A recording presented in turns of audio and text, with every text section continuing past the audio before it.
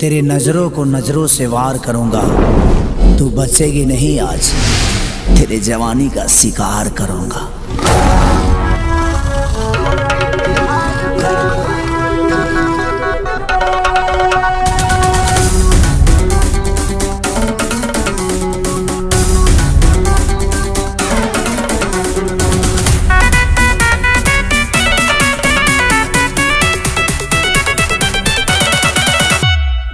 मेरी नजर से जो नजरें मिलाएगा, बिना फायर किए घायल हो जाएगा। समझा? मेरी नजर से जो नजरें मिलाएगा, बिना फायर किए घायल हो जाएगा। आशिक हजार मेरे, आओ ना पास तेरे, गली चौराहे पर चर्चा हमारा बा। तहरा चक्कर में हो, तहरा चक्कर में, तहरा चक्कर में ढेर लोग कुंवार बा। अच्छा? तो जवानी के जुगाड़ में यूपी बिहार बा। हो तो जवानी के जुगाड़ में यूपी बिहार बा।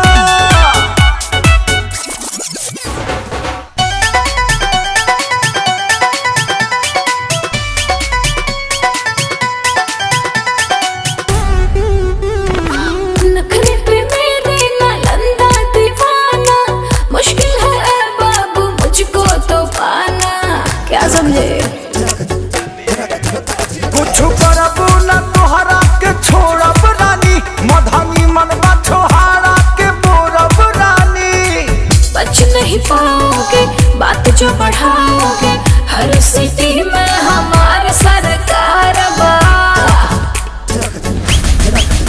तहरा चक्कर में क्या? हो, तहरा चक्कर में, अच्छा। तहरा चक्कर में ढेर लोग कुंवार बा। तो जवानी के जुगाड़ में यूपी बिहार बा। तारा ज्यादा पता बा। हो तो जवानी के जुगाड़ में यूपी बिहार बा। सारा न्यूज़ तोरे लगे बका।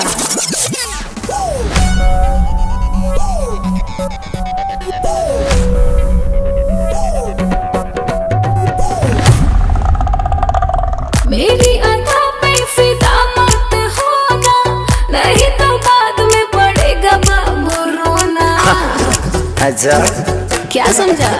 हमरा कुछ के दम नाही बाए सोना, तुम खेसारी पवन के कभी मत होना।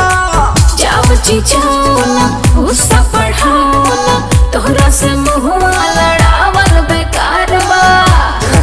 सुना, तहरा चक्कर में हो, तहरा चक्कर में, तहरा चक्कर में ढेर लोग कुंवार बा। तो जवानी के जुगाड़ में यूपी बिहार बा।